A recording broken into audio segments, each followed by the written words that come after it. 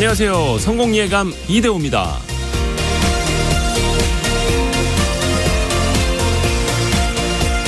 왜 멍 때리고 있느냐? 아무 생각이 없느냐? 이런 말 들으면 참 기분 나쁘죠. 그런데 가끔은 아무 생각이 없어도 멍을 때려도 좋을 수가 있습니다. 아무것도 생각하지 않고 있을 때 우리의 뇌는 그동안 쌓였던 정보들을 알게 모르게 정리를 해나간다고 하네요. 컴퓨터도 스마트폰도 계속해서 켜두면 느려지잖아요. 우리의 뇌도 그렇다는 겁니다. 미국의 신경과학자 마커스 라이클 박사에 따르면 아무런 생각을 하지 않고 있을 때 뇌의 특정 부위가 작동을 한다고 합니다. 이른바 DMN, 디폴트 모드 네트워크라고 하는데 머리를 리셋해서 이후에 더 효율적으로 일할 수 있게 한다는 겁니다. 사람의 뇌는 몸무게의 2~3% 정도밖에 차지하지 않지만 에너지는 20에서 25% 정도를 사용한다고 하죠. 그만큼 바쁘게 돌아가는 머릿속입니다. 어쩌면 생각이 너무 많아서 또 생각해야 할 게 너무 많아서 힘들어지는 현대사회인데 가끔은 이렇게 멍 때리는 것도 아주 소중한 시간이 될 겁니다. 6월 7일 성공예감 이대호입니다. 시작합니다.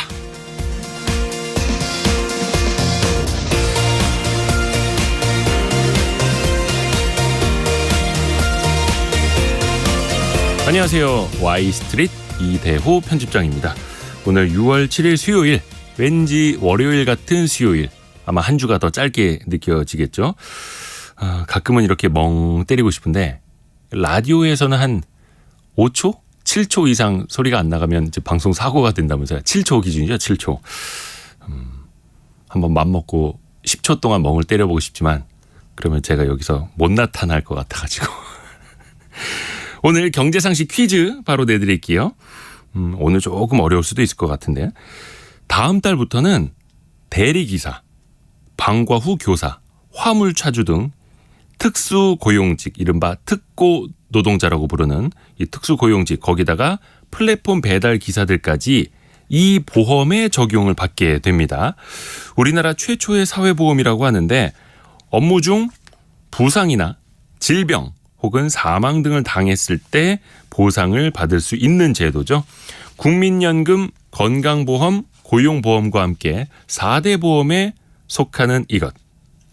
정확하게는 이게 8글자더라고요. 그런데 우리는 줄여서 2글자로도 부르죠. 땡땡 보험 이렇게 부릅니다. 짧은 문자 50원, 긴 문자 100원이 드는 샵 9730으로 참여해 주시면 되고요. 참여해 주신 여러분 중에서 저희가 추첨을 통해서 선물을 보내드립니다. 어려울 줄 알았는데 벌써부터 많이 들어오고 있네요. 샵 9730, 샵 9730 참여해 주시면 되겠고요. KBS 콩으로도 보내주셔도 좋습니다. 그리고 유튜브를 통해서 스튜디오 함께 하실 수 있고요. 성공예감 이대호입니다. 자주 검색하시면 성공이 가까워집니다.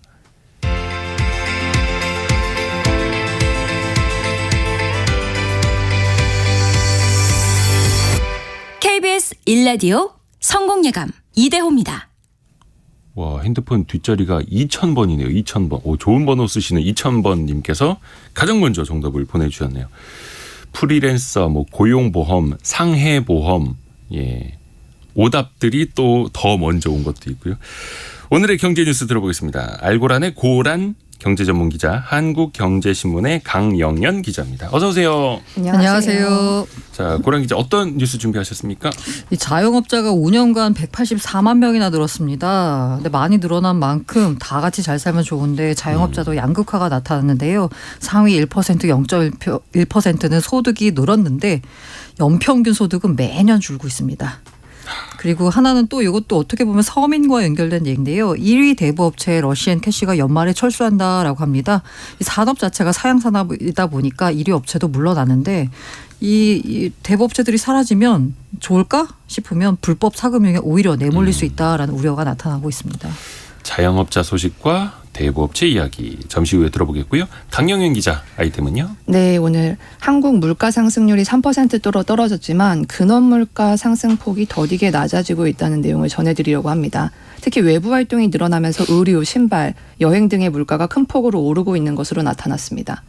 다음은 금 소식인데요. 최근 금 가격 오르면서 투자에 관심 있으신 분들 많을 텐데 한국은행이 영국에 있는 금 104톤 실사에 나섰다고 합니다. 잠시 후에 알아보겠습니다.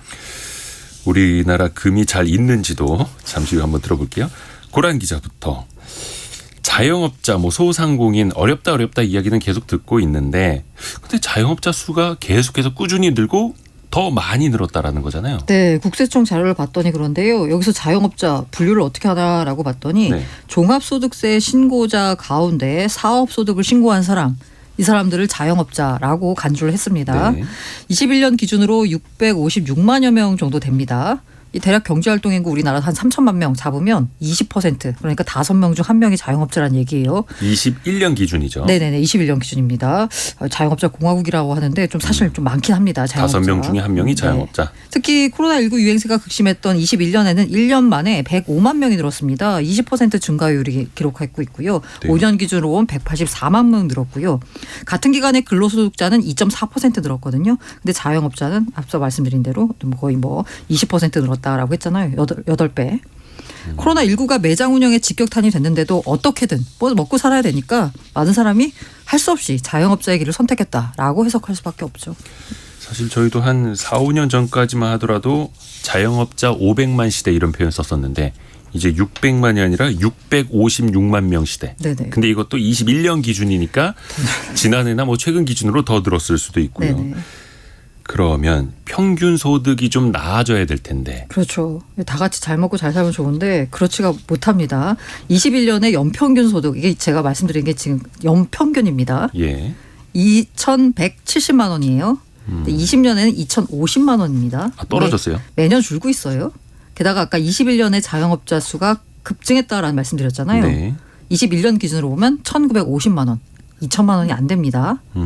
코로나19 확산으로 손님이 뜸해지는 상황이 반복되는 가운데 이 최저임금이 올라가니까 인건비 부담으로 자영업자 소득은 되레 급감한 겁니다.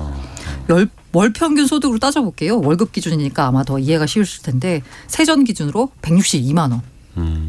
근로소득 직장인이 대박의 꿈 노리고 자영업 뛰어듭니다. 하지만 성공할 확률 하늘의 별 따기 같은 느낌이죠. 중위소득 볼게요. 아까 제가 말씀드린 게 평균이었거든요. 평균. 중위소득은 1등부터 100등까지 순서대로 쫙 늘어놓고 50등 얼마나 되냐라는 건데요. 중위소득은 17년에 830만 원. 네. 이거 연소득입니다. 21년에 660만 원. 꾸준히 줄었습니다. 네, 특히 수도권의 사회적 거래두기가 4단계까지 격상됐던 21년 연 중위소득의 전년 대비 증가율은 마이너스 12%. 그러니까 20년은 마이너스 5%였거든요. 더 장사하기 힘들어졌다라는 거죠. 그러니까 평균 소득이라는 건 말 그대로 좀 피라미드 구조일 테니까. 맞아요. 그래서 월 평균은 한 162만 원. 그런데 중간 값을 놓고 보면은 660만 원. 근데 이것도 830만 원대에서 660만 원으로 한 4년 사이에 뚝 떨어진 양극화 이야기가 빠질 수가 없죠 또. 네, 왜 그런 비유 있잖아요. 술집에 빌 게이츠가 들어왔더니 평균값이 확 올라간다. 평균 소득이 갑자기 10만 불을 넘어섰다고. 네. 네. 마찬가지로 이게 아까 평균값이 제가 2천만 원 선이라고 말씀드렸는데 중위소득은 660만 원이에요. 이 얘기는 뭐냐? 못 버는 사람들은 못 벌고 잘 버는 사람들은 잘 벌었다라는 얘기거든요. 네. 소득 4위 20%인 자영업자들의 연평균 소득이 17년에 187만 원이었습니다. 그런데 21년에는 84만 원으로 55%나 줄었습니다. 자, 이거 제가 계속 통계 보면서 이 월급인지 연평균인지 헷갈렸거든요. 네. 이거 연평균 소득입니다. 소득 하위 20%. 네네네. 같은 기간 소득 상위 20%인 자영업자들의 연평균 소득은 7,750만 원에서 7,300만 원으로 5% 감소에 그쳤습니다. 소득 하위 20%가 84만 원. 네. 연 소득이. 네, 연 소득이에요. 그러면 소득 상위 0.1%는 얼마나 되냐? 17년에 16억이었거든요. 21년에 17억으로 도리어 늘었습니다. 상위 1% 소득도 5% 늘었어요. 부자여서 더 부자가 된 양극화 현상. 이거 자영업계에도 만연했다라고 볼 수 있고요. 이러면서 자영업에서 대박 터뜨리는 거 이거 정말 극소수입니다. 그리고 지금 내년도 최저임금 정하기 위한 그 협상도 진행되는 걸로 알고 있는데 많은 자영업자분들이 또 부담스러워 하시는 것도 사실이고 경기 어려워질 때 맞습니다. 사실은 인건비 줄이려고 직원들 내보내고 부부끼리 같이 하든지 이런 경우도 많잖아요. 인건비부터 줄이는 것도 또 어떻게 보면 악순환이에요. 맞습니다. 그래서 봤더니요. 1분기 기준으로 올해 1분기입니다. 고용원이 없는 자영업자, 그러니까 대충 그 자영업자 사장님의 인력으로 때우는 거죠. 노동력으로. 이 고용원이 없는 자영업자 가구 3집 가운데 1집 가까이가 적자.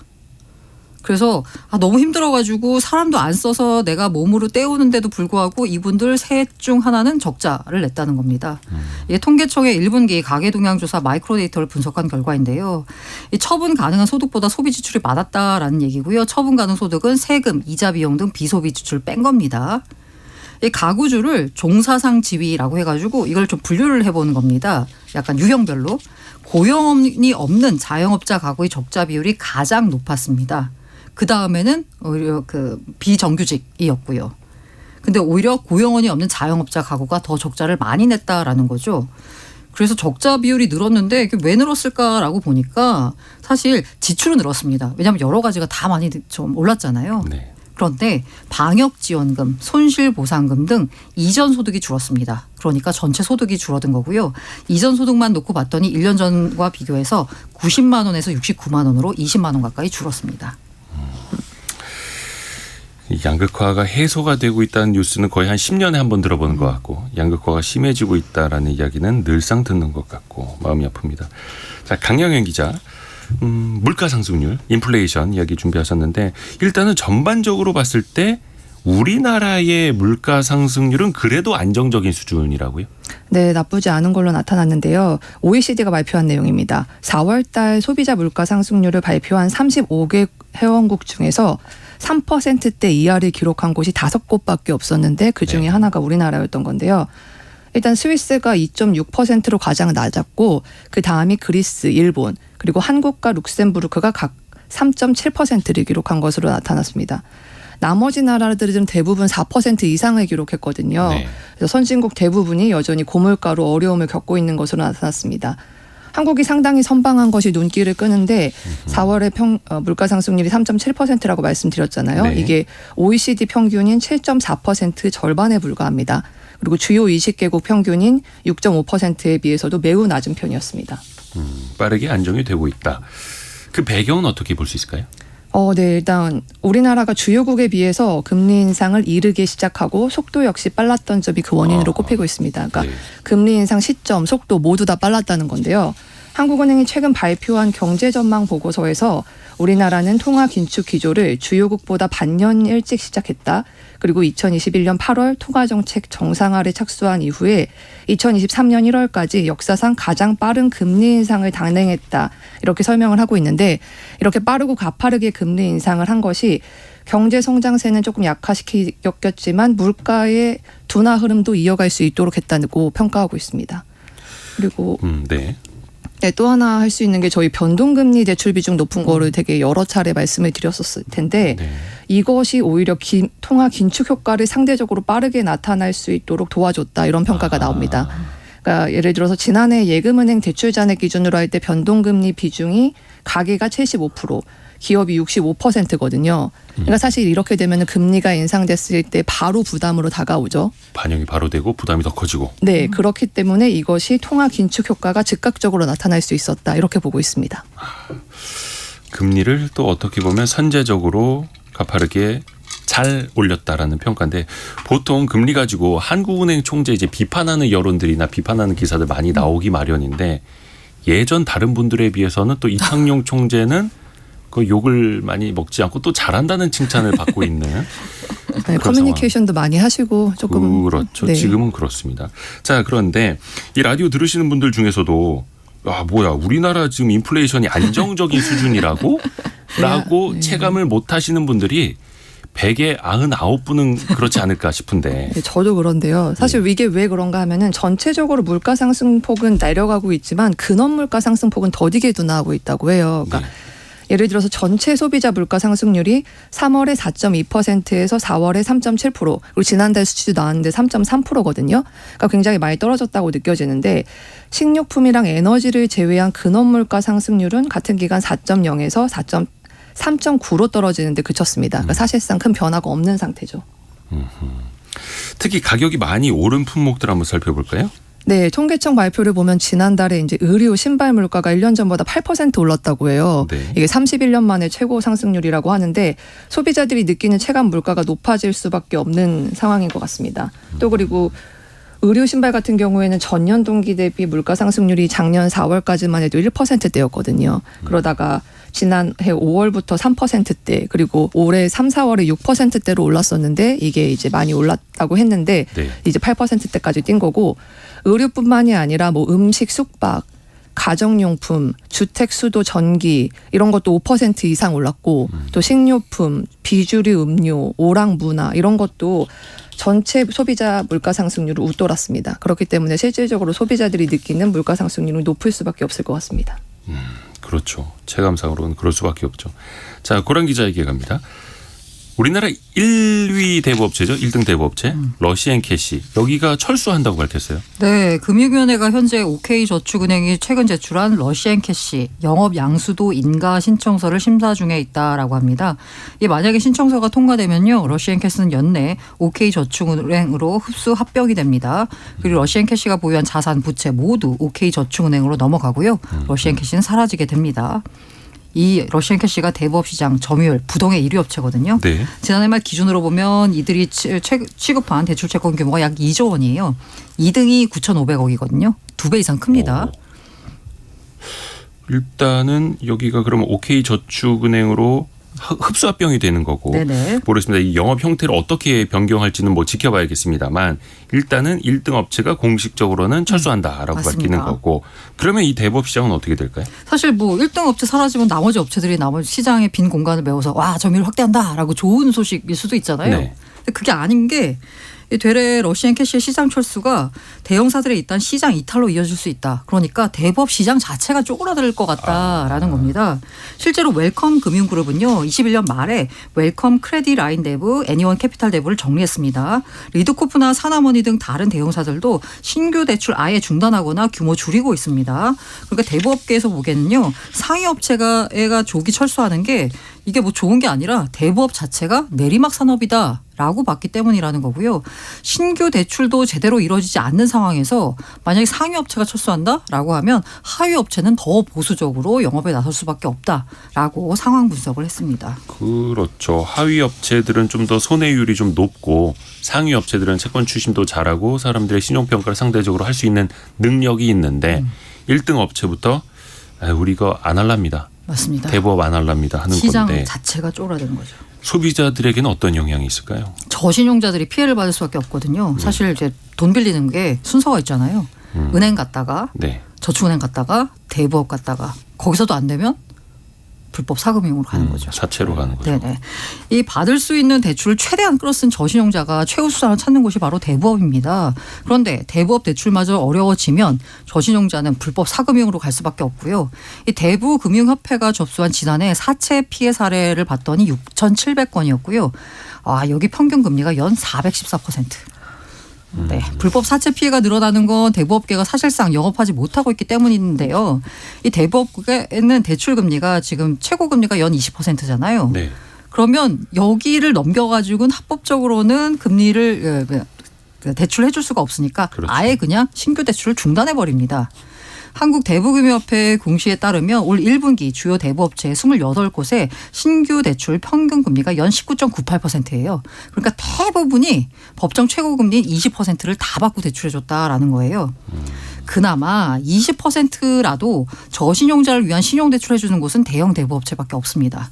자산이 100억 원 이상 대형사들이 전체 대부 시장의 신용대출의 90%를 차지하고 있거든요. 네. 그러니까 중소대부업체들은 아예 대출 자체를 안 하거나 신용대출 안 하고 담보대출하고 있습니다. 그래서 대부업계 총대출 가운데 신용대출 비중을 봤더니 18년 말에는 68%였어요. 그런데 지난해 상반기를 보니까 46%로 줄었습니다. 그러니까 이 상황에서 대형사들도 신용대출 줄이고 있는 상황이고요. 대형사들의 신용대출 잔액 18년 11조인데요. 지난해 상반기에 말려봤더니 6조 7천억, 40%가 급감했습니다. 그러니까 사실 뭔가 담보가 있으면 뭐하러 여기까지 가겠어요. 그렇죠. 네. 근데 네, 여기서도 담보대출만 해준다는 겁니다. 대부업에서도. 우량한 주택이 있으면 은행권에서 주택담보대출을 받는데 이제 그게 없거나 이미 그 수준을 넘어섰거나 하니까 대부업체까지 가는 건데 대부업체들은 우리가 연 20%까지 받고는 장사 못해요. 라는 거죠. 손해 봅니다 하면서 이제 사업을 접는 거고 그래서 아마 많은 분들이 깨달으셨을 것 같아요. 법정 최고 금리를 낮추는 것만이 능사는 아니다. 예.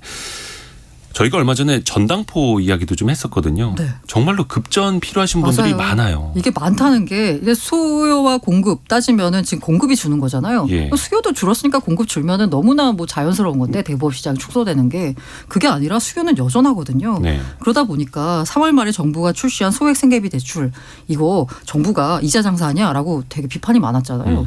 그리고 꼴랑 100만 원 빌려주면서 뭐 이렇게 비싸게 받냐. 그런데 2개월 만에 4만 4천 명이 몰렸습니다. 네.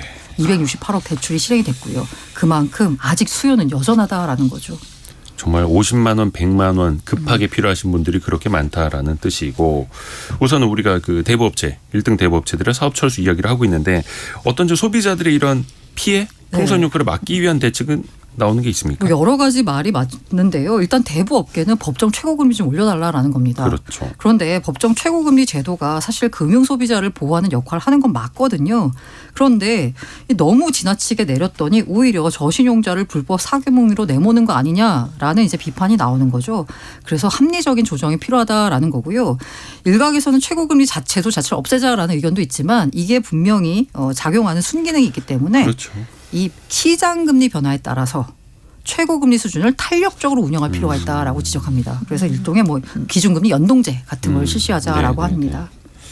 합리적일 수 있습니다. 그렇죠? 일방적으로 정부가 가격을 통제해 놨을 때 어떤 부작용이 나타나는지를 우리 서민들도 이제 같이 지금 체감을 하고 있기 때문에요. 다시 강영현 기자에게 갑니다. 우리나라가 갖고 있는 한국은행이 갖고 있는 금 대부분이 영국에 가 있잖아요. 네. 그래서 이 금이 제대로 잘 있는 건가? 저도 좀 궁금하거든요. 근데 실제로 한국은행이 그 금에 대해서 실사를 나갔다고요? 네, 한국은행도 궁금했던 것 같습니다. 네. 보관 중인 금 104.4톤 가지고 있는데요. 영란은행이 가지고 있는데 여기 점검을 했습니다. 1990년에 보관을 결정했는데 33년 만에 첫 실사라고 하는데요. 네. 사실은 이게 2010년까지는 보안상의 이유로 실사가 금지됐었대요. 그래서 자기네가 맡아주는데 잘 있는지는 궁금해하지는 마쇼. 네, 그리고 그 이후로 이제 코로나 때문에 또 못하다가 이번에 처음 했다고 합니다. 그래서 왜 한국은행 금이 다 영국에 있지? 이렇게 생각하실 수 있는데 한국은행이 90년에 미국이랑 국내 그리고 UBS 등에 나눠서 보관하던 금을 다 영란은행으로 옮겼어요. 그러니까 민간 업체가 아니라 영국의 중앙은행에다가 맡겼다라는 거죠. 네네. 이제 런던이 글로벌 금 시장의 중심인데 그래서 이제 금 거래나 뭐 달러로 우리가 바꿀 때 좀 편리하다는 이유도 있었고 그리고 또 영란은행 같은 경우는 그냥 금을 보관하는 것만이 아니라 대여 사업도 한다고 해요. 그래서 네. 거기에 따른 추가 수익도 기대할 수 있어서 그쪽으로 옮겼다고 합니다. 그러니까 그 전에 뭐 뉴욕 연은 같은 데다가 뭐 맡겼었는데 거기는 그냥 보관만 하고 대여 사업은 안 한다고 하더라고요. 그래서 일단 이제 한국은행이 지난달에 영국에 가서 금이 잘 있는지 확인을 했는데요. 205개의 골드바를 직접 점검하는 방식으로 이루어졌습니다. 골드바 표면에 기록된 그 관리 번호, 재련업자 그리고 순도 정보하고 장부를 비교하고 표면에 뭐 긁힘이 있는지 뭐 실금 등의 손상은 없는지 이런 것도 점검을 했다고 합니다. 30개 정도는 무게도 측정을 해봤는데요. 모두 문제가 없었다고 합니다. 영란은행에 있는 금 모두 다 확인한 건 아니고요. 대여금을 제외하고 보유분의 3% 정도 되는 금을 이제 표본으로 뽑아가지고 점검을 했다고 보시면 되겠고요. 네. 영란은행에 모두 보관 중인 골드바 개수는 8,380개라고 합니다. 저도 좀 같이 갔으면 좋았을 걸. 네. 골드바 한국은행 거 잘 있는지 뭐 큰 문제는 없었다라는 결론이고 또 우리나라가 영국에다가 그 보관 수수료를 또 내야 된대요. 근데 그렇죠. 그거는 그쪽에서 다른 뭐 금융업자들에게 대여를 해주면서 그 대여 수수료를 받아서 그 일부로 또 이제 보관 수수료를 내고 있다 하더라고요. 또 어떤 분들은 외국의 중앙은행들이 공격적으로 금을 많이 사 모으던데 특히 뭐 중국 같은 나라들 우리나라 한국은행은 금을 추가로 안 사고 있죠 지금은. 네, 지금 금 보유량이 다른 나라에 비해서는 약간 적은 편이긴 합니다. 한은이 지난 2011년에서 13년 사이에 90톤을 추가로 매입한 후에 추가 매입이 없었거든요. 그래서 10년간 현재 보유량인 104.4톤을 유지하고 있는데요. 그 당시에 추가 매입을 할 때는 미 달러화에 대한 지나친 편중에 대한 부작용을 고려해서 이제 다변화하는 차원에서 추가로 매입을 한다고 했었는데 그 이후에는 사지 않아서 지금은 보유 비중이 굉장히 떨어졌습니다. 지난해 말 기준으로 외환 보유고에서 1% 정도고요. 달러화가 70%에 달하는 거에 비하면 매우 적은 수준입니다. 근데 한국은행은 지금 당장 금을 추가로 우리가 사들일 계획은 없다. 이렇게 선을 그었죠. 네, 일각에서는 이제 금보유 확대 필요하다는 주장이 나오고 있는데 한은은 굉장히 신중한 입장입니다. 몇 가지 이유가 있는데요. 일단 첫 번째로 요즘의 시장 상황을 봤을 때 달러화 수요가 훨씬 더 크다는 겁니다. 그러니까 네. 금보유를 늘리는 것보다는 미국 달러화의 유동성을 좀 갖추는 것이 훨씬 낫다 이렇게 판단을 한 것 같고요. 그리고 금 가격도 지금 투자하기엔 적합하지 않다라고 판단을 한 것 같아요. 사실 많이 올랐잖아요. 금 네. 가격이. 지금 금 가격 같은 경우에 전 고점에 근접을 했고 온스당 2,000달러 수준인데 이게 2010년 중반 정도에 금 가격이 1,100달러에서 1,300달러 정도 했거든요. 이때랑 비교하면 상당히 높은데 이 2010년대 중반이 사실 딱 한은이 추가 매입한 그때거든요. 네. 근데 그때도 상투 잡았다고 약간 비난이 좀 나왔었습니다. 맞아요. 네, 그러니까 아무래도 한은에서는 지금 너무 비싸지 않나 이런 생각을 하는 것 같고 또 금리가 많이 올랐잖아요. 그러면 이제 아무래도 실물을 보유하고 있을 때 기회비용이 올라간 셈인데 그렇기 때문에 추가 상승 여력이 좀 떨어진다 이렇게 보는 것 같습니다. 그래서 보유분을 늘리기에는 좋은 타이밍은 아니다 이렇게 판단한 것 같고요. 네. 그리고 또 금에 투자를 마땅한 이유가 없다라고 생각하는 것 같기도 한데 실제로 금이 2018년 이후에는 미국 국채랑 그 투자 성과가 동조화된다고 하죠. 커플링 현상이 강화되고 있는데 이렇다 보면은 굳이 달러와 유동성까지 갖춘 국채를 대신해 금에 투자할 필요가 없다라고 생각을 하는 것 같아요. 그리고 마지막으로 가장 큰 문제로 어쩌면 꼽을 수도 있을 것 같은데 금의 상징성입니다. 그러니까 금은 외환 보유고 중에서도 최후의 수단이라는 인식이 있어요. 그러니까 네. 이게 무슨 말이냐면 만약에 우리가 외환 보유가 부족해서 금을 판다 이러면은 다른 나라들이 봤을 때는 와, 저 나라는 금까지 파네. 아. 진짜 위기인가 보다. 이렇게 시장에서 받아들인다는 거예요. 아. 그러니까 지금 한 번 보유량을 늘린다고 해서 이걸 함부로 유동화할 수가 그렇죠. 없어서 예, 그러니까 어차피 쓸 수가 없는 보유고다. 이런 입장도 있습니다. 또 뭐 금이 이자나 배당 주는 것도 아니고요. 네. 알고랑 고란 경제 전문 기자 그리고 한국경제신문의 강영현 기자 함께했습니다. 고맙습니다. 네, 감사합니다. 감사합니다.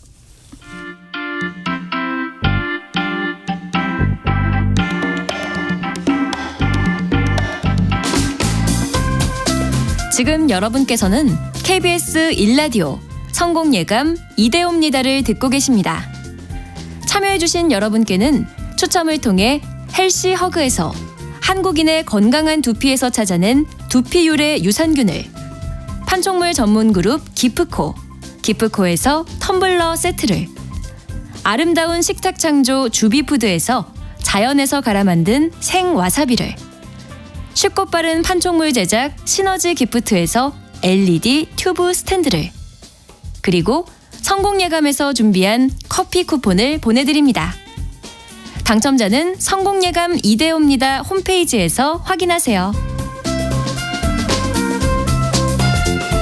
경제 상식 퀴즈 한 번 더 말씀을 드릴게요. 일을 하다가 다치거나 병에 걸렸을 때 이걸 청구하게 되죠. 회사가 보상을 해주는 겁니다. 땡땡 보험이라고 하는데 중요한 거는 다음 달부터는 그동안에 이 사각지대에 있었던 분들도 적용을 받을 수 있게 된다는 겁니다. 특수고용자들 그리고 뭐 플랫폼 종사자들도 이걸 받을 수 있게 되는데요. 4대 보험 중에 하나죠. 인사 담당자라는 분께서 7177님이 보내주셨는데 와, 정확하게 8글자로 보내주셨습니다.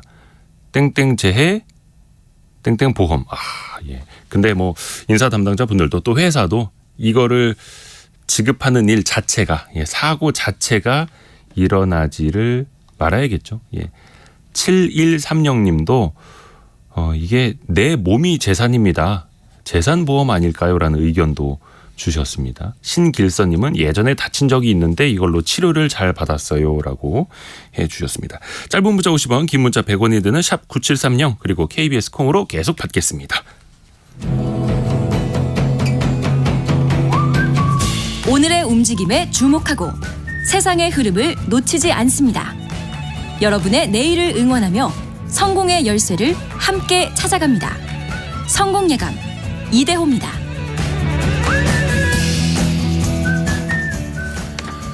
여러분은 혹시 주차 잘 하고 계십니까?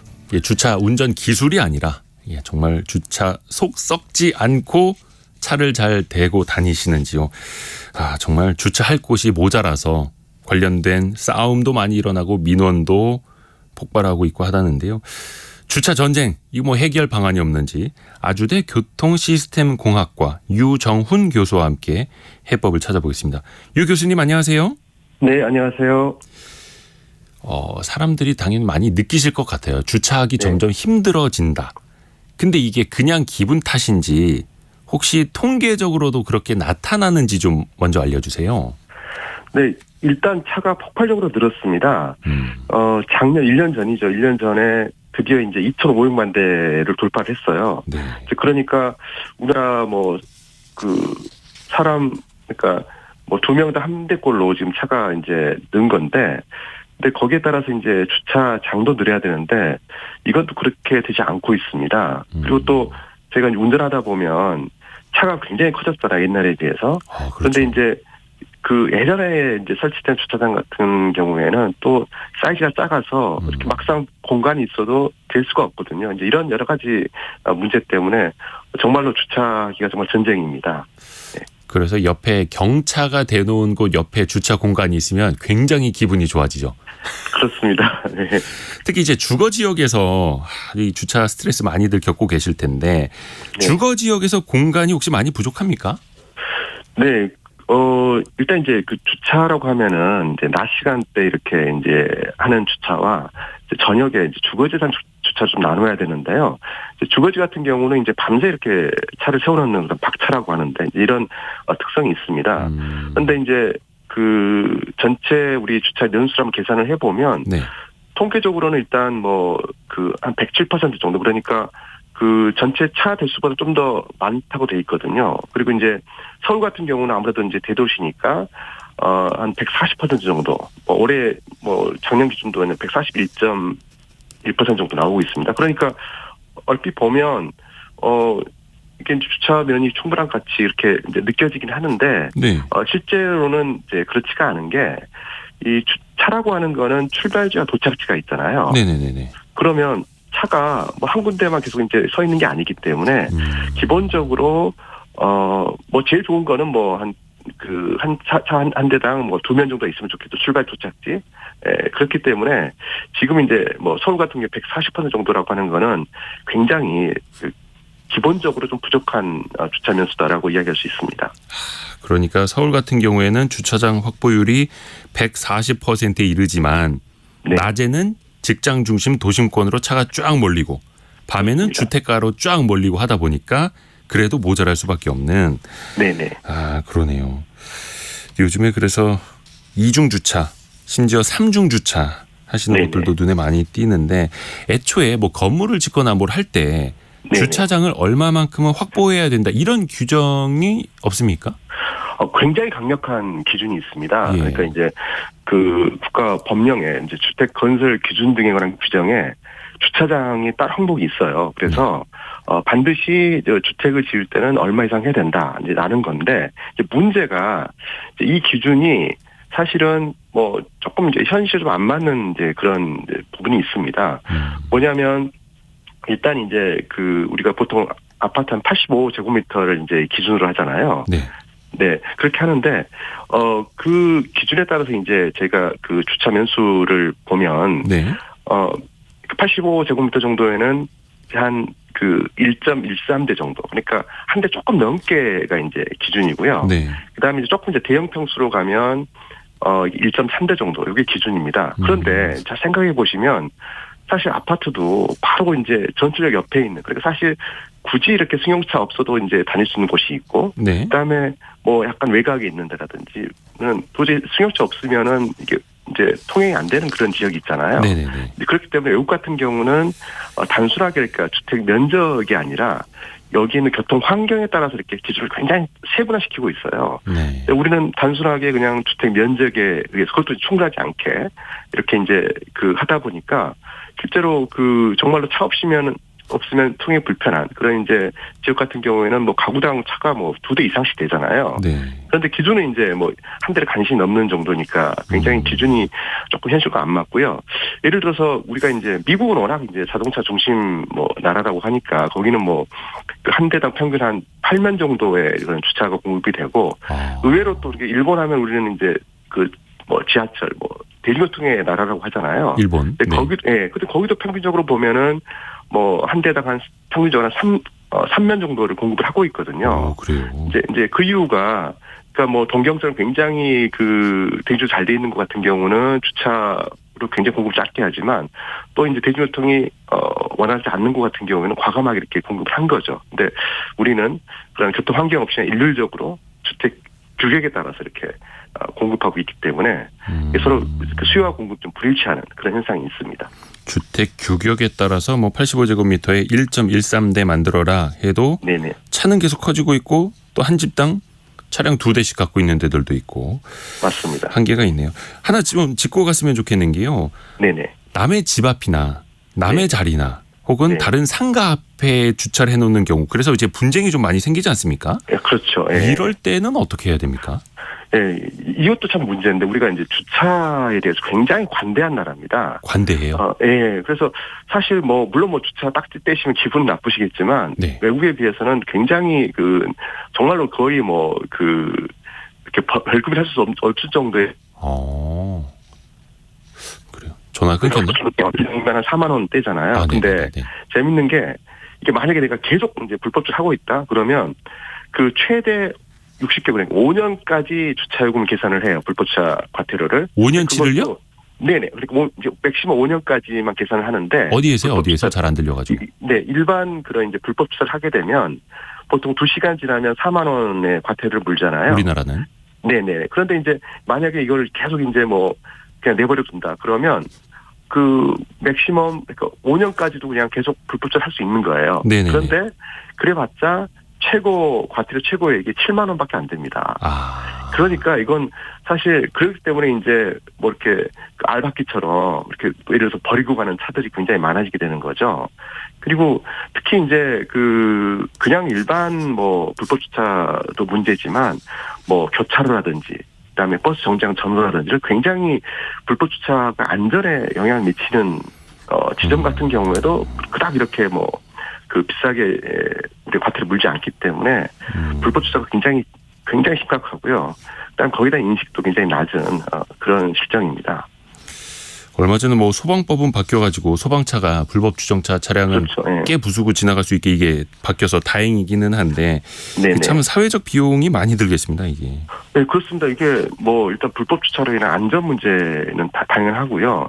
그리고 이제 보통 우리가 그 주차면을 못 찾으니까 이렇게 뱅뱅 돌잖아요. 그렇죠.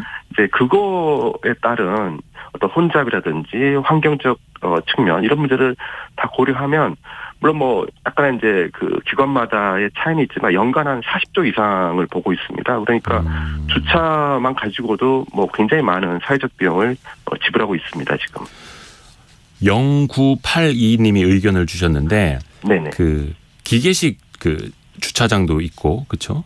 자주식 네네. 주차장도 있는데 특히 SUV 소형 트럭 등이 안 들어가는 주차장을 공급하고 있는 것도 문제다라고 지적을 해주셨고 또 특히 그렇습니다. 요즘에 기계식 주차장 같은 경우에는 전기차를 넣지 못하게 한 경우들이 있어요.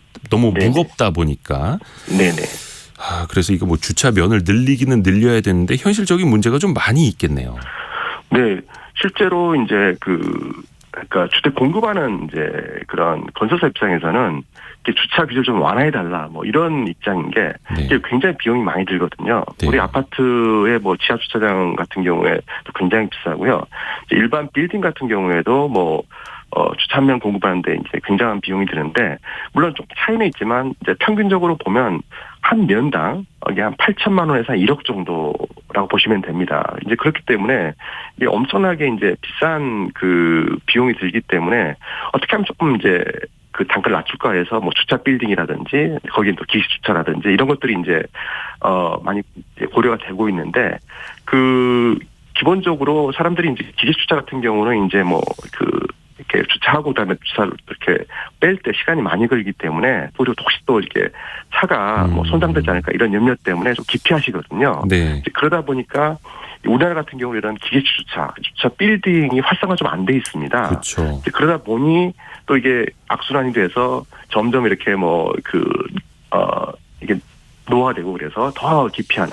그래서 저는 뭐 지금처럼 그렇게 이제 그냥 일반 주차 면을 공급하는 것보다도 이렇게 기계식 주차 빌딩을 좀 확대를 해야 되는데 여기에는 과감한 좀 이제 그 지원도 필요하고요. 네. 또 이게 어느 정도 정말 일반 주차만큼 편리하고 안전하다 이런 느낌이 들면 또 우리 일반 시민분들도 또 이용하게 되거든요. 그래서 이거는 선제적으로 이런 주차 빌딩이라든지 이제 기식 주차의 어떤 성능 이런 것들 좀 개선된 형태가 좀 나와야 된다라고 생각을 합니다. 지금 뭐 몇 가지 말씀을 해 주셨습니다만은 주차 대란을 해결할 수 있는 근본적인 해법 생각하시는 거 몇 가지 더 듣고 한번 마무리해 볼까요? 네. 일단 기본적으로 우리나라만 굉장히 독특한데 주차는 공짜라고 생각을 하시는 것 같아요.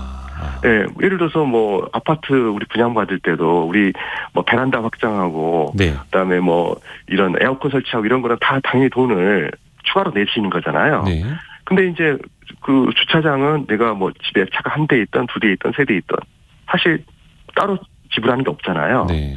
예, 그리고 이제 뭐 일반 우리가 이제 주간에도 뭐 그냥 대충 불법 주차해도 이게 뭐 큰 거 아니다라고 생각을 하시고 그래서 일단 그 의식이 바뀌어야 되는 게 이거는 결국 이제 법 제도로 강화가 돼야 됩니다. 그래서 정부에서 지자체에서도 주차는 이건 공짜가 아니다. 그래서 여기에 대한 엄격한 이제 우리가 그 규제를 해야 되고요.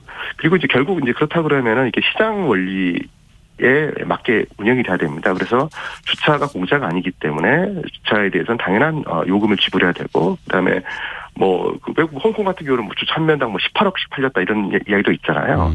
네, 그 정도는 아니더라도 실제로 내가 그 차를 소유했으면 거기에 맞는 차이력 비용을 지불해야 된다라는 인식이 잘 잡히는 게 가장 우선이라고 생각을 합니다. 인식 변화까지 함께. 네. 오늘 아주대 교통시스템공학과 유정훈 교수 통해서 이야기 들어봤습니다. 말씀 고맙습니다.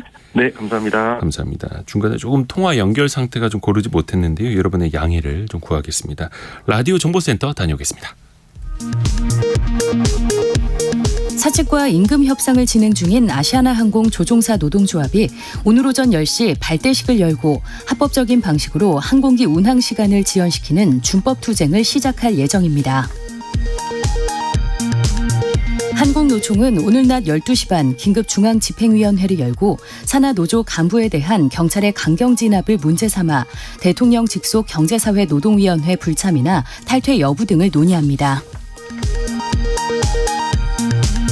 국토교통부는 기아자동차와 폭스바겐그룹 코리아, 스텔란티스 코리아, 포드세일즈 서비스 코리아에서 제작 또는 수입 판매한 9개 차종 5만여 대에서 제작 결함이 발견돼 자발적 시정 조치, 리콜을 실시한다고 밝혔습니다. 미국 뉴욕시는 현대차와 기아가 절도가 쉬운 차량을 판매함으로써 미국 법상 공공불법 방해와 의무태만을 저질렀다며 미 연방법원에 소송을 제기해 징벌적 손해배상 등을 청구했다고 로이터 통신이 보도했습니다. 지금까지 라디오 정보센터 조진주였습니다. 우리나라 소비시장 변화를 살펴보는 시간 트렌드 팔로우입니다. 서울대 소비트렌드 분석센터 한다희 연구위원입니다. 어서 오세요. 안녕하세요. 안녕하세요. 오늘의 주제는 10 포켓, 네. 10개의 주머니네요. 네, 맞습니다. 텐포켓이라는 말이 좀 생소하실 수 있을 것 같은데요. 번역하면 말씀 주신 대로 10개의 주머니입니다. 네. 한 명의 아이를 위해서 엄마, 아빠, 할머니, 할아버지, 외할머니, 외할아버지, 이모, 삼촌, 숙모, 또 주변 지인까지 아하. 10명의 주머니에서 돈을 쓴다는 의미고 한 명의 아이에게 들어가는 돈이 과거에 비해 매우 증가한 현상을 말합니다. 예를 들면 초등학생 조카를 위해서 신학기 새 가방을 선물해주는 삼촌이라든지 또 손자 손녀를 위해서 입학식 때 입을 원피스를 사주는 할머니라든지 네. 유아동 시장의 소비자가 엄마 아빠에서 좀 더 늘어난 현상으로 보시면 되겠습니다. 때문에 키즈 산업이 좀 유례없는 호황을 맞고 있는데요. 이게 최근 트렌드가 확실한 게 관련 신조어가 엄청나게 등장했어요. 신조어요? 네. 어린 자녀를 귀하게 여기고 아낌없이 투자한다면서 골드키즈 이런 말도 등장했고 또 우리 흔히 VIP라는 말 쓰잖아요. 네. VIP 고객. 근데 VIB라고 해서 Very Important Baby다 해가지고 관련 유아동 트렌드 신조어도 등장하고 있습니다. 근데 우리나라는 지금 국가적으로 저출생 문제가 심각하지 않습니까? 출산율은 네. 뭐 합계 출산율 0.78명. 그렇죠. 너무 큰 문제인데 그래서 뭔가 유아동 시장도 같이 쪼그라들지 않겠는가라고 네. 생각하는 게 또 상식적일 수 있는데 반대로 이 시장은 또 성장하고 있다면서요? 네, 너무너무 정확한 지적이신데요. 사실 우리나라는 전 세계적으로 유례없는 초저출산 현상이 나타나고 있죠. 네. 유아동 인구수가 굉장히 급격하게 감소하고 있는데 월별 출생아 수가 매번 역대 최소치를 기록할 정도로 감소를 하고 있습니다. 그렇죠. 그런 상황에서 반대로 유아동 시장이 성장하고 있다는 것이 참 아이러니한 상황인데요. 그래서 템포켓 현상이 저출산의 역설이다. 이런 말로 불리기도 합니다. 저출산의 역설이다. 네. 그만큼 하나 낳았을 때 더 잘해주겠다라는 그쵸. 이야기인데 산업 쪽 이야기로 한번 좀 넘어가 볼게요. 산업 쪽으로. 네. 대표적으로 가장 많이 쓰는 아까 가방 이야기해 주셨고 원피스 이야기해 주셨는데 패션 분야에서 돈을 많이 쓰나요? 그렇죠. 가장 먼저 키즈 패션 부문이 굉장히 압도적인 성장세를 보이고 있습니다. 네. 일상에서 막 입는 옷은 사실 주변에서 여전히 물려받거나 공동 구매를 해서 저렴하게 구매하는 경우가 많지만 네. 원피스나 카디건 같이 좀 격식을 차려야 되는 옷 있잖아요. 네. 그런 것들은 선물 받거나 백화점에서 사는 경우가 많습니다. 아하. 데이터로 말씀을 드리면 유아동 인구는 2년 만에 7% 감소를 했고요. 네. 유아동복 시장은 같은 기간에 15% 성장을 했습니다. 아, 유아동 인구가 7% 감소한 기간에 네. 유아동복 시장은 15% 성장. 그렇죠. 네. 이게 명품과 캐주얼 모두에서 나타나고 있는데요. 최근 3년 사이에 백화점의 명품 키즈 매장들이 굉장히 많이 등장했습니다. 많아졌어요? 네. 근데 사실 과거에도 2003년쯤에도 이 명품 키즈 매장이 조금 소수 있었는데요. 네. 그때 당시에는 고가 아동복을 구매할 수 있는 구매층이 굉장히 한정되어 있어서 슬며시 자취를 감췄었어요. 20년 전까지만 하더라도. 그렇죠. 근데 최근에는 이제 작년부터 명품 키즈 매장이 굉장히 백화점에 들어오고 있는데 아주 큰 성장세를 보이고 있어서 확실히 20년 전과는 좀 달라진 분위기를 보입니다.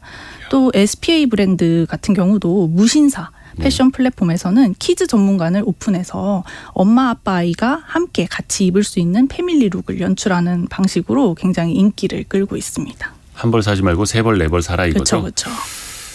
근데 먹는 시장. 네. 사실 먹는 거는 다 똑같지 않나 아니면 뭐 분유 정도가 다르지 않나 싶은데 그쵸. 어린이들을 위한 식품 시장이 또 커지고 있어요? 네. 사실 말씀 주신 대로 과거에 분유 이유식 같이 0, 2세 영아를 위한 식품은 많았어요. 예. 그런데 3세 이상 아이들을 위한 식품은 많지 않았어요. 네. 그래서 딱 2세 이후에는 좀 성인용 식품을 먹여야 하나 이런 부모님들의 불안이 있었는데요. 이런 부모님들의 마음을 파악하고 요즘에는 어린이들이 안심하고 먹을 수 있는 어린이 식품이 많이 등장하고 있습니다. 네. 그래서 저염 김치, 뭐 어린이용 깍두기, 어린이용 육포도 나오고요. 또 어린이용 음료수, 단백질 쉐이크 등 굉장히 다양한 어린이 식품이 나오고 있는데 네. 제가 최근에 좀 인상 깊게 봤던 식품이 하나 있어요. 네. 그 풀무원에서 어린이용 국산 콩, 무농약, 콩나물 요걸 출시했는데 어린이용 콩나물이 따로 있어요? 그렇죠. 근데 이게 재미있는 게 예. 1등급 국산 콩 이제 작은 콩만 사용해서 네. 콩나물 머리가 작은 거예요. 그래서 어린이들이 먹기 더 쉽다는 것입니다. 그래서 굉장히 야. 재미있게 또 이런 식품들도 나오고 있다 소개를 드립니다. 우리가 흔히 말하는 이제 콩나물 대가리는 뭐 따고 먹는 뭐 이런 거 있는데 네. 아이들도 잘 먹을 수 있게끔 네, 장사 잘하네요. 어린이용 김치도 있고 이거 그냥 예전에 물에 헹궈서 줬는데 그렇죠, 그렇죠. 그러니까 애 하나 키우다 보니까 귀하게 네. 키운다라는 거잖아요. 특히 또 주목되는 분야가 있습니까 더? 여가 시장에서도 최근에 키즈의 힘이 굉장히 커지고 있습니다. 특히 요즘 휴가철이라서 호캉스 알아보신 분들이 있으실 텐데 요즘에는 키즈와 호캉스를 합쳐서 키캉스라는 말이 생기고 있어요. 그래서 해외여행 가기에는 좀 비용이 부담스럽지만 애들은 놀아줘야 하니까 요 키캉스가 좋은 대안이 되고 있습니다. 그래서 호텔들이 이제 아이들이 좋아하는 캐릭터를 활용해가지고 캐릭터 컨셉의 방을 많이 선보이고 있습니다. 그런데 제가 캐릭터 얘기 나와서 간단하게 또 말씀드릴 것이 있는데 네. 요즘 가장 인기 있는 캐릭터가 혹시 뭔지 아십니까? 저는 이제 뽀로로 이게 애가 셋이어서 요즘 그쵸. 흐름을 잘 알고 네, 있거든요. 네. 뭐 백화점이나 마트에 줄 선다는 그 있습니다. 4글자짜리. 헬로카봇인가요? 그거는 남자아이들이고 그렇죠. 뭐 키즈 티니핑 네, 뭐 이런 거 티니핑. 티니핑이 요즘 여자아이들에게 엄청나게 인기인데요. 부모님들이 울고 있더라고요. 네, 이게 왜냐면 시리즈마다 계속 새로운 캐릭터가 나와요. 그래서 매번 새로운 캐릭터를 사달라고 하겠죠, 그러니까 아이들이. 그죠. 캐릭터 좀 그만 만들어. 네, 그래서 과도한 지출을 하게 돼가지고 좀 부모님들 사이에서 파산핑이라고 이런 웃지 못할 별명도 불리기도 합니다. 파산핑, 네. 등골핑 네. 이렇게 되는 거죠. 애들은 좋아하고 부모님은 울고 있고. 근데 이게 한편에서는 또 불편하신 분들 계실 거예요. 아니 뭐 애들 귀하게 키우는 것까지 좋은데 그렇게까지 돈을 쓰느냐. 또 그쵸. 위화감이 좀 생길 수도 있을 것 같아요. 네, 맞습니다. 사실 명품 시장만 생각하면 아이들에게 명품을 입힌다는 것 자체가 좀 상대적 박탈감을 부추길 수 있다는 문제가 있죠. 실제로 최근에 3월 입학식 시즌 때 입학할 때 아이에게 명품 옷을 입혀야 하나요? 이런 글들이 맘카페에 올라오면서 화제가 되기도 했습니다. 이제 내 아이를 위해서라는 명분을 앞세워서 좀 왜곡된 과시욕이 아이들에게 투영되면서 양극화를 심화시킨다라는 우려의 목소리도 제기되고 있는 것이 사실입니다. 그러니까 어디 피아노 콩쿨 나가는 게 아니고 네. 초등학교 입학식 가는데 그렇죠. 명품을 입혀야 하느냐. 네. 앞으로 유아동 시장 자체는 어떻게 전망하세요? 사실 이제 여러 명의 아이를 동시에 양육했던 과거와 다르게 요즘에는 전 가족 중에서 아기가 딱 한 명 태어난 거예요. 네. 그래서 심리적으로 자식이 더욱 귀하게 느껴지는 것은 사실 당연한 일입니다. 이래서 장난감 삼촌, 뭐 장난감 할머니가 등장하는 것인데요. 그래서 엄마 아빠로 국한됐던 유아동 시장의 소비자가 확장하고 있고 물질적 지원도 아끼지 않는다. 이런 측면으로 이해할 수 있겠습니다. 그래서 이 저출생 시대에 프리미엄 유아동 시장의 성장세는 당분간 계속 지속될 것으로 보여지고요. 아무래도 과거와 달리 아이들도 요즘은 조금만 크면 소비에서 자기 주장이 굉장히 강해지잖아요. 그래서 아이들을 타겟으로 한 상품이 점차 더 증가할 것으로 전망할 수 있겠습니다. 그래서 앞으로도 이 키즈 시장의 변화를 좀 눈여겨볼 필요가 있습니다. 우리가 그냥 감정적으로만 볼 게 아니라 네. 객관적으로 산업의 성장세를 봐야 된다. 서울대 소비트렌드 분석센터 한다혜 연구위원이었습니다. 고맙습니다. 감사합니다. 저희는 2부에서는 미래생활사전 시간에 한우까지도 나눠서 투자할 수 있는 조각 투자 시장 들여다보겠습니다. 잠시만요.